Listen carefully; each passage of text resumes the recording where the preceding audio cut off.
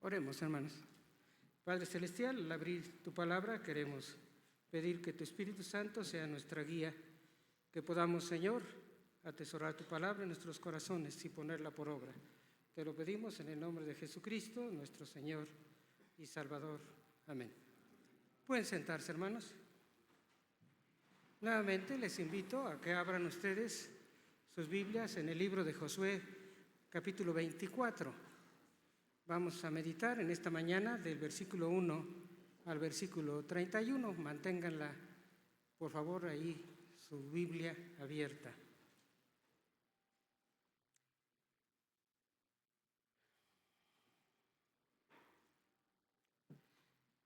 Si tú piensas, hermano, que lo que diré a continuación lo digo por algunos de ustedes, tienen razón, porque lo he escuchado de ustedes. No sé a cuántos he oído decir cuando les pregunto, ¿cómo estás? Y me responden en un tono que combina desaliento, inconformidad y desconsuelo, estoy. ¿Qué interpretación podemos dar a esta brevísima respuesta? Que no valoran la gran esperanza que Dios da a los que están vivos. Y espero que todos ustedes estén vivos, ¿verdad? Hasta donde veo, pues sí. A quienes Dios aún nos presta la vida, debemos verla como escribió el predicador, con esperanza. Él escribió allá en el libro de Eclesiastés: aún hay esperanza para todo aquel que está entre los vivos, vivos como cada uno de los que estamos hoy aquí reunidos. Dice, porque mejor es perro vivo que león muerto, porque los que viven saben que han de morir, pero los muertos nada saben, ni tienen más paga, porque su memoria es puesta en olvido. También su amor y su odio y su envidia fenecieron, y nunca más tendrán parte en todo lo que se hace debajo del sol. Está hablando, obviamente, de la vida y la muerte física. Considero que nosotros deberíamos contestar cuando nos preguntan ¿cómo estás? Como me contestan dos hermanos, no son familiares, son de manera independiente. Yo les pregunto ¿cómo estás? Y ellos me dicen bendecido. El propósito de esta serie de predicaciones que hemos empezado hace 2 semanas es que reflexionemos acerca del hecho inevitable y siempre súbito de la vida, que es la muerte. Estas reflexiones deben provenir de confrontar nuestra actitud, nuestra conducta ante la muerte con la actitud ante la muerte de algunos personajes bíblicos.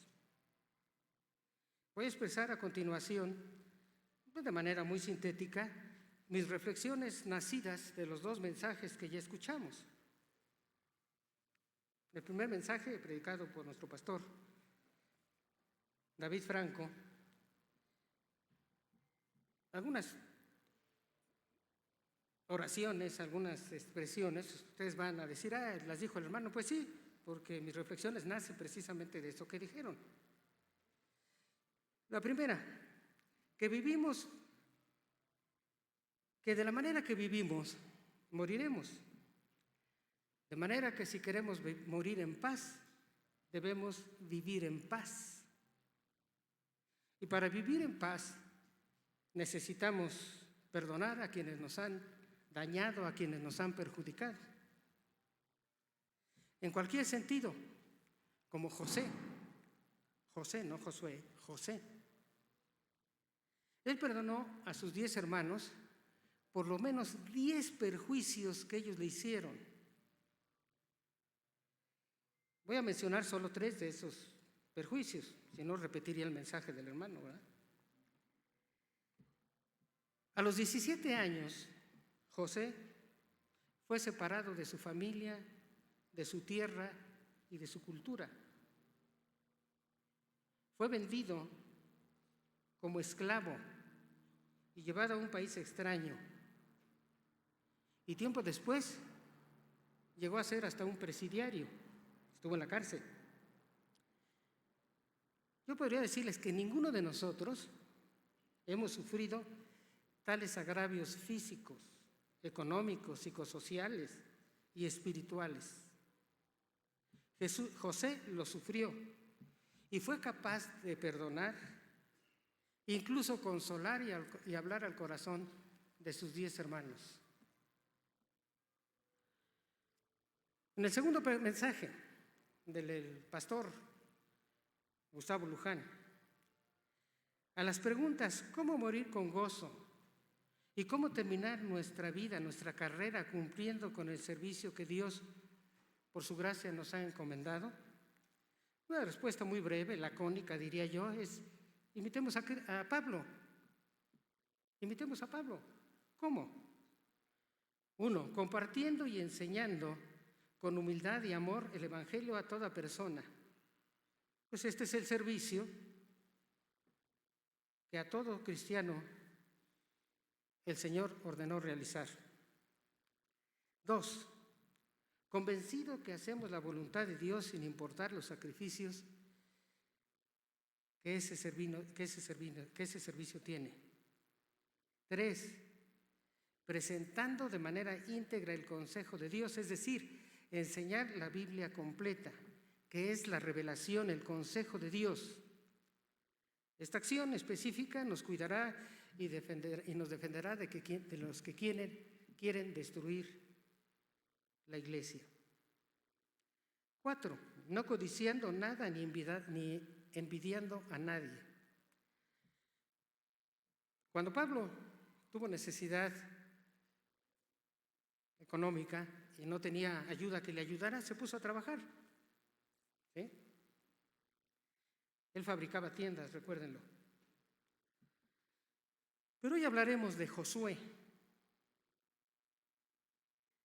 Pero antes de hablar de él, ¿cómo consideras tú, hermano, la muerte? ¿Cómo la contemplas? ¿Como de un incrédulo optimista? Diríamos Pablo Neruda, el poeta. Él se conformaba, fíjense, que después de la muerte ser unas flores amarillas. En uno de sus poemas, el final dice lo siguiente: polvo somos, seremos, ni aire, ni fuego, ni agua, sino tierra, solo tierra. Seremos y tal vez unas flores amarillas. Suena bonito, ¿verdad? Pero muy poco para lo que Dios ha hecho de nosotros. ¿Y cómo califica la muerte un incrédulo pesimista? Porque hay incrédulos pesimistas y hay los optimistas. Ahora un pesimista. El final es solamente una fosa, una tumba, pues. Dice este epitafio que está en la entrada del Panteón Municipal de Huetamo, Michoacán: pobre humanidad, qué triste es su destino. Es un falaz espejismo tu esperanza y una fosa el final de tu camino. Muy pesimista, ¿verdad? Esto lo escribió un tal Procopio Ortiz, y si piensan que era mi pariente, pues sí, era mi abuelo. No sabemos en realidad si era ateo, pero pues incrédulo por lo menos sí. ¿Verdad? Volvamos a Josué. ¿Cómo enfrentó la muerte Josué? Ahora, cuando hablo de enfrentar la muerte, por favor, hermanos, no entiendan que me refiero necesariamente a estar moribundo. ¿Sí? O sea, el que está moribundo, pues, normalmente ya no está muy consciente de sus actos, ¿no? Algunos, digamos, como mi madre, pues ella murió inconsciente, ella tuvo una embolia y falleció. Mi papá murió de un ataque al corazón, pero fulminante. O sea, ellos no tuvieron, digamos, tiempo de decir, voy a enfrentar la muerte. No, no me refiero a eso, sino a que reconocer que moriremos y actuemos en consecuencia. En consecuencia, seamos jóvenes, maduros o ancianos. Hoy jóvenes hay muy pocos, ya les dije hace un momento que nuestros jóvenes se fueron hoy al campamento, ¿no? Pues así que no están aquí con nosotros. Bueno, pero hay algunos. Repito, seamos jóvenes, maduros o ancianos, o como decimos, estemos en la tercera edad o a partir del sexto piso. ¿Qué hizo Josué? Reunió al pueblo, eso dice Josué 1, que reunió a las personas indicadas, a todas las tribus de Israel. ¿Por qué? Porque todos estaban involucrados, e involucrados de manera individual, y porque el asunto que iba a tratar Josué con el pueblo era un asunto trascendente. Los citó en un lugar adecuado, Siquem. Siquem fue el primer lugar donde, aunque fuera temporalmente, Abraham vivió en la tierra prometida. Ahí vivieron también los otros dos patriarcas, Isaac y Jacob. Es más, los hijos de Jacob pastoreaban sus ovejas ahí en Siquem cuando decidieron vender a José a unos traficantes de esclavos, diríamos, ¿sí? Y ahí enterraron los huesos de José también, en Siquem. Y era una ciudad de refugio, a donde podían acudir los que habían cometido habían, pues no diría asesinado, o sí, de manera no intencional, y se iban a refugiar ahí para ser juzgados. Si eran inocentes, se quedaron a vivir ahí en esa ciudad de refugio. Era pues una ciudad emblemática, muy adecuada para esa reunión. Y entonces en ese lugar Josué dialoga con los dirigentes, porque es obvio que no podía ir todo el pueblo, eran cientos de miles. Entonces dice claramente que llamó a los ancianos de Israel, a sus príncipes, sus jueces y sus oficiales. En esta reunión implicó que estos líderes viajaran, hicieran tiempo para ir a un lugar específico, en un momento específico, y llegar a una hora en la cual Josué los había citado, dispuestos a tratar un asunto importante. Además era una reunión solemne, dice, y se presentaron delante de Dios. Por tratarse de una reunión que traería consecuencias a corto, mediano y largo plazo, para cada una de las familias tenían que tomar en cuenta a Dios. Constituía esta una reunión entre el caudillo puesto por Dios para dirigir al pueblo escogido de Dios. Dios debía estar presente. Por eso dice, y se presentaron delante de Dios. Mira, hermanos, de este primer versículo, así de pequeño como es, podemos sacar algunas conclusiones, algunas enseñanzas. Nuestra muerte, no importa la edad que tengas, es un hecho inevitable, a menos que Cristo regrese antes. Pero si no, moriremos, hermanos. Eso es inevitable.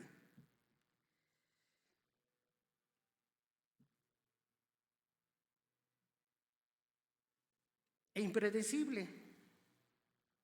Nosotros no sabemos el momento. Mi esposa me dice con frecuencia, me tengo que morir antes que tú. Y le dije, bueno, pues hay una solución.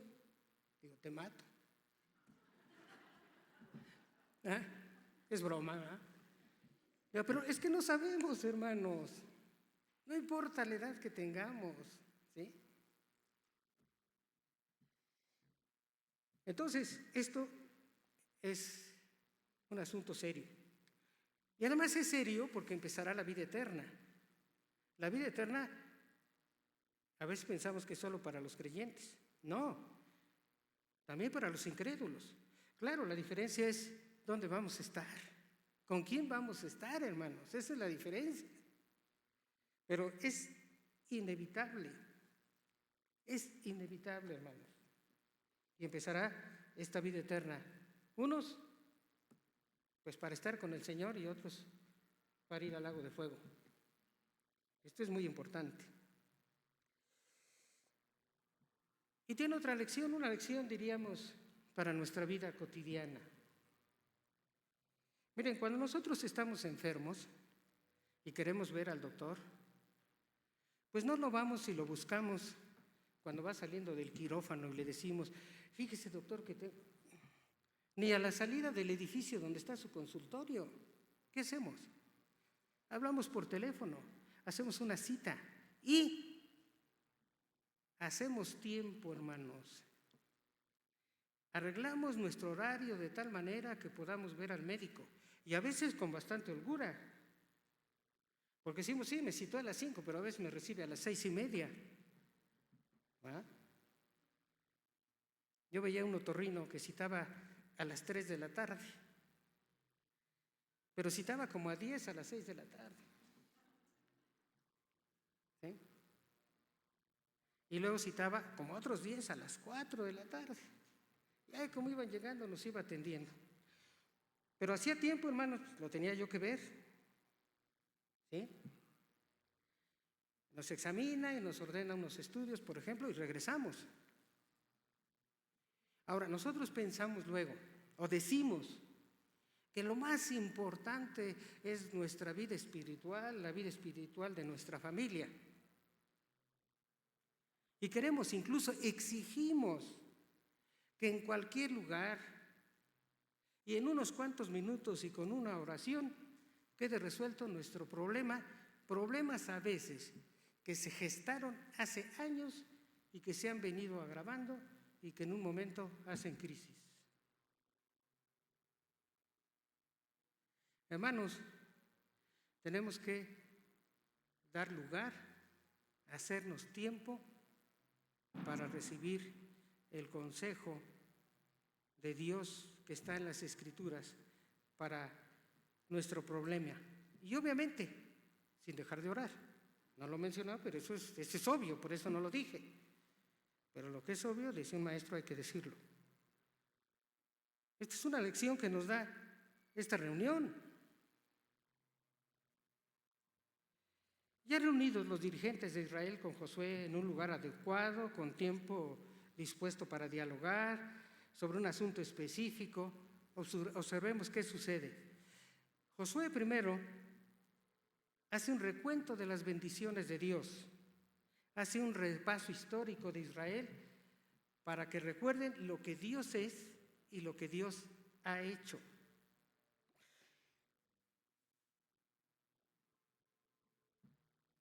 Dios es soberano, Dios es amor. Por eso escogió a un hombre para formar un pueblo. Dios por su gracia escoge a Abraham, de entre quienes servían, dice la Escritura, a dioses ajenos, y además aumentó su descendencia.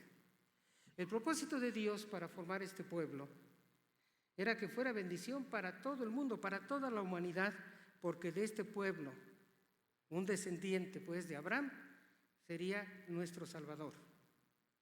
Ustedes pueden leer las genealogías del Señor Jesús, tanto en Mateo como en Lucas, y verán de dónde venía Él. Un hijo de Isaac, el hijo de Abraham, Esaú, se quedó en Palestina, pero dice la Escritura en el versículo 3 que los hijos de Jacob descendieron a Egipto por hambre. Recuerden ustedes que habría una hambruna y ellos fueron a buscar alimentos allá. Ya se quedaron ahí. Y luego fueron sometidos a servidumbre. Y viene lo segundo que recuerda Josué: Dios es poderoso para salvar. dota de su poder a 2 de sus siervos, a Moisés y a Aarón, versículo 5. Y mediante poderosos actos libera a Israel del yugo de egipcio. Dice el versículo 5, y os saqué. Y el versículo 6, saqué a vuestros padres de Egipto. Y el versículo 7 dice, oyó el clamor de Israel cuando estuvo en peligro. Y luego dice, y cuando ellos clamaron a Jehová, él puso oscuridad entre vosotros y los egipcios, y vosotros vieron lo que hice en Egipto. Fueron destruidos. Dios también es justo, hermanos. Destruyó a Egipto por la incredulidad contumaz de Faraón. Todo lo que vio, las plagas que vinieron, y sin embargo, él nunca cedió ante Dios. Y dice el versículo 7, hería a Egipto conforme a lo que hice en medio de él, e hizo venir sobre ellos el mar, el cual los cubrió. Pero también castigó a su pueblo. A su pueblo lo castigó por ser unos incrédulos ingratos. Dice, después estuvisteis muchos días en el desierto. El pueblo peregrinó 40 años en el desierto, hasta que murieron todos aquellos que se opusieron a entrar a la tierra prometida, movidos por aquellos 10 espías incrédulos, y no le creyeron a Josué y Caleb. Y fue tal la oposición en esa ocasión del pueblo, que ya se habían propuesto apedrear a Moisés. Lo salvó Dios mismo. Esto lo pueden leer ustedes en Números 13 y 14. Hasta aquí termina prácticamente el repaso histórico, ¿sí? Pero entonces luego apela a la experiencia de ellos. Y ellos, los que estaban oyendo, ¿qué fue lo que vieron de Dios? Su fidelidad. Dios es fiel. Él les recuerda que junto con él, es decir, el pueblo y Josué, habían experimentado la introducción en la tierra prometida. Dice el versículo 8, yo los entregué en vuestras manos, es decir, a los pueblos que se oponían. Poseíste su tierra y los destruí delante de vosotros. Versículo 10, os bendije repetidamente. Versículo 11, y los entregué en vuestras manos. Versículos 12, y envié de vosotros tábanos, los cuales lo arrojaron delante de vosotros. Arrojaron estos tábanos, que eran unos abejorros agresivos, pues una plaga, y huyeron los 2 reyes amorreos. Y entonces dice, no con tu espada ni con tu arco, sino lo que Dios mismo hizo. Y la conclusión es el versículo 13 de esta parte, y os di tierra por la cual no trabajasteis, y las ciudades que no edificasteis, en las cuales moráis, y de las viñas y olivares que no plantasteis, coméis. Josué pues trae a la memoria del pueblo las bendiciones que Israel había recibido. Dios había escogido a Abraham para tener un pueblo. Los oyentes de Josué eran ese pueblo, formado por Dios, liberado por Dios y hecho heredero solo por la gracia de Dios. Miren, hermanos, un excelente ejercicio que podemos hacer consiste en hacer una lista escrita de las bendiciones específicas que Dios, por su amor, gracia y misericordia, nos ha dado. No importa que escriban mal o que tengan faltas de ortografía, escríbanlas, hermanos. Pero podemos empezar con el hecho de que estamos vivos y tenemos esperanza. Podemos seguir con la salvación que en Cristo Dios nos ha dado por su gracia, solo por la fe, hermanos. Él hizo todo para salvarnos, su Hijo murió en la cruz por nuestros pecados. Nosotros lo único que tenemos es creer. Y luego anoten las que ustedes quieran. Y por favor, hermanos, No se disculpen diciendo que son tantas y tantas las bendiciones de Dios que no pueden decirlas. Díganme 2 o 3. Anótenlas, hermanos. ¿Sí? Miren, nos recomiendan que aunque nuestras propiedades sean muy escasas, nosotros hagamos un testamento. ¿Sí? Bueno, yo diría que junto con este instrumento hagamos otro, que no sea legal. Un documento muy significativo y edificante que podemos dejar a nuestra familia. Un relato por escrito de algunas bendiciones específicas que el Señor nos haya concedido.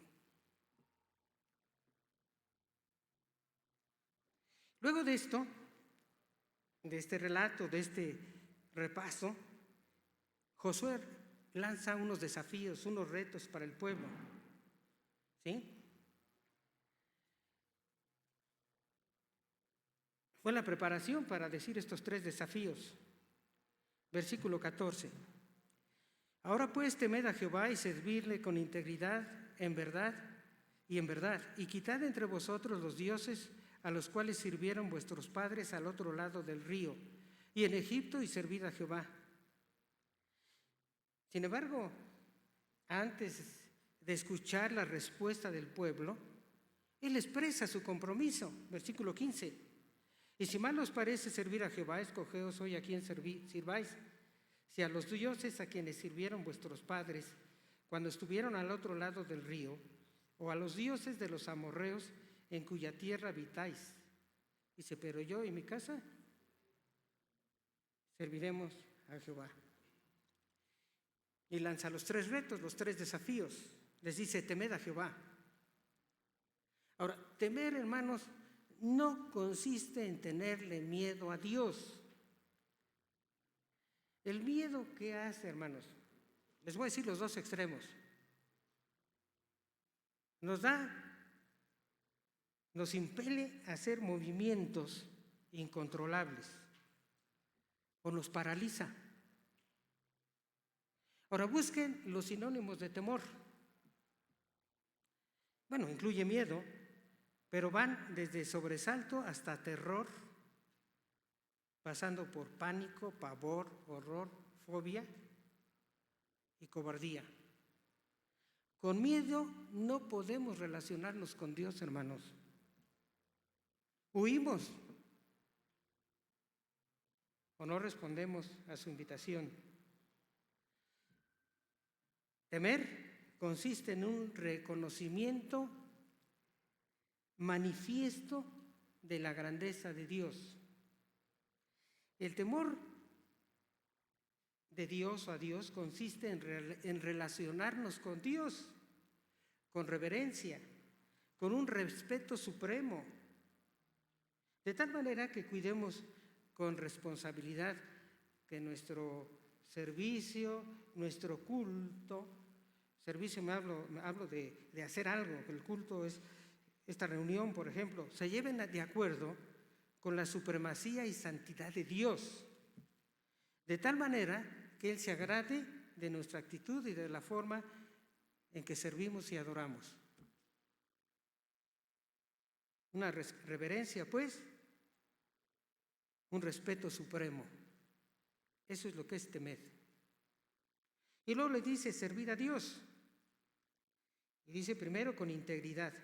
Miren, de acuerdo con la Biblia, una persona íntegra se caracteriza por ser un creyente fiel y obediente, veraz, misericordioso, humilde, manso. O sea, manso significa que tenga su carácter bajo control. Y así, servir a Dios con integridad, pues es cumplir sus mandamientos, ¿no? Dios manda que lo amemos de todo nuestro corazón y de toda nuestra alma y con toda nuestra fuerza. Si no lo hacemos así, estamos desobedeciendo y no somos íntegros. Tenemos que servir con integridad, es decir, con fe, con fidelidad, verazmente, misericordiosamente, sin soberbia y en paz. Y luego dice, y en verdad. Entonces, ¿qué significa en verdad? Si ya dijimos que ser íntegro es ser veraz, quiere decir servir y adorar de acuerdo con lo que Dios nos ha revelado en la Escritura, su verdad. Esa es su verdad. Y así tenemos que adorar y servir. Los sacrificios, por ejemplo, eran en el Antiguo Testamento una forma de adorar a Dios. Y había el mandato de que todos los animales para el sacrificio fueran perfectos físicamente.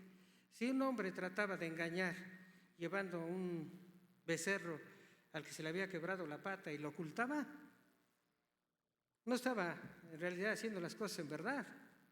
¿Sí? Nosotros tenemos que, pues, hacer las cosas, el servicio, la adoración a Dios en verdad, de acuerdo a lo que nos manda la Escritura. Y luego dice, quitad de entre vosotros a los dioses a los cuales sirvieron vuestros padres, quitad de entre vosotros a los dioses a los cuales sirvieron vuestros padres. Este mandamiento, hermanos, no significa solamente que quitemos imágenes o estatuas o a cualquier otro objeto que se adore, porque lo que dice aquí quitar significa sacar de vuestro corazón. Es decir, hay cosas en el corazón que son ídolos. Y lo que les manda aquí Josué es que los saquen. ¿Sí? Que no escondan nada en su corazón que estorbe para poner toda nuestra confianza en Dios. Podrían ser las riquezas, hermanos, o nuestras relaciones políticas o sociales, o nuestra inteligencia, nuestra capacidad, que muchas veces confiamos más en ella que en Dios. Cualquier cosa, hermanos. Él dice, sáquenlo, créanle a Dios. Y entonces el pueblo interacciona con Josué, le responde reiteradamente que van a cumplir estos desafíos. Y ellos dicen, nunca tal acontezca que dejemos a Jehová para servir a otros dioses. Versículo 16. Y reconocen explícitamente la liberación de Dios, versículos 17 y 18, porque Jehová nuestro Dios es el que nos sacó a nosotros y a nuestros padres de la tierra de Egipto, de la casa de servidumbre. Y repiten, nosotros pues también serviremos a Jehová, porque Él es nuestro Dios. Pero Josué no para, entonces habla él. Quiere un compromiso del pueblo. Les expone el riesgo de no hacer lo que dicen si no lo hacen. Versículo 20. Habla de Dios. Él se volverá y os hará mal y os consumirá después de que os ha hecho un bien. Y el pueblo empeña su palabra. Y Josué respondió al pueblo, vosotros sois testigos contra vosotros mismos, que habéis elegido a Jehová para servirle. Y ellos dijeron, testigos somos. Se responsabilizan, se comprometen, hermanos, con su palabra a cumplir lo que han dicho. Y Josué y el pueblo sellan el pacto con una señal. Esto léanlo ustedes en casa, allá del versículo 23 al 28. Josué pronunció este discurso y lanzó este triple desafío. No sabemos si un poco antes de morir o algunos años antes. Algunos dicen que fue como unos 3 años antes, pero otros dicen que no. Como quiera que sea, fue el último discurso de Josué. Y parece indicar el versículo 29 que casi inmediatamente Josué murió. Después de estas cosas murió Josué, hijo de Nun, siervo de Jehová, siendo de 110 años, y le sepultaron. Ahora, observen ustedes que no hubo ninguna ceremonia especial, ni discursos, ni loas para el líder, el héroe de Israel. Si acaso hay un breve epitafio al que deberíamos todos aspirar. dice siervo de Jehová. Nada más. Es muy probable que, de acuerdo al carácter de Josué y su fe, él mismo haya dado esas indicaciones. A mí, sepúltenme tranquilos, ¿sí? Para que toda la gloria fuera para Dios. Mencioné que debemos hacer un testamento de nuestras propiedades, por poquitas que sean. Evitaremos muchos problemas legales y hasta familiares. Josué, fíjense, y no en su lecho de muerte, sino cuando estaba lúcido y aún dispuesto a servir a Dios, legó a su pueblo una herencia espiritual benéfica, y nosotros deberíamos hacerlo también con nuestra familia. ¿En qué consistió esta herencia? En una influencia espiritual que perduró, versículo 31, y sirvió Israel a Jehová todo el tiempo de Josué y todo el tiempo de los ancianos, se refiere a los dirigentes, que sobrevivieron a Josué, que sabían todas las obras que Jehová había hecho a Israel. ¿Has atesorado alguna herencia espiritual para tu familia? Miren, las herencias espirituales trascienden, hermanos, después de que muere quien la deja. Incluso duran más que el legado material y determinan en muchas ocasiones esta herencia espiritual. ¿Qué se hace con la herencia material? Les decía yo a los hermanos en la mañana que yo soy testigo de eso. Mis padres tuvieron un progreso material notable a partir de que conocieron el Evangelio, hermanos. La herencia material se acabó. A mí mis padres me dejaron la oportunidad de estudiar, de prepararme, pero materialmente no heredé nada.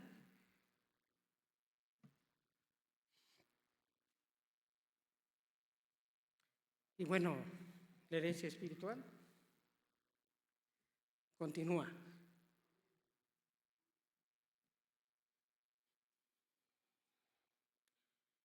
El otro pastor, Ramsés, es mi sobrino nieto, hermanos. ¿Sí? Es hijo de mi hermana la mayor. Bueno, no, es hijo de la hija de mi hermana la mayor, por eso es mi sobrino nieto, ¿sí? Bueno, ¿y qué podríamos mencionar aquí? ¿Cuántas familias que han tenido esa herencia espiritual? Oremos. Nuestro buen Padre Celestial, te damos gracias en esta mañana por la enseñanza que nos has dejado en las Escrituras con la vida de tu siervo Josué.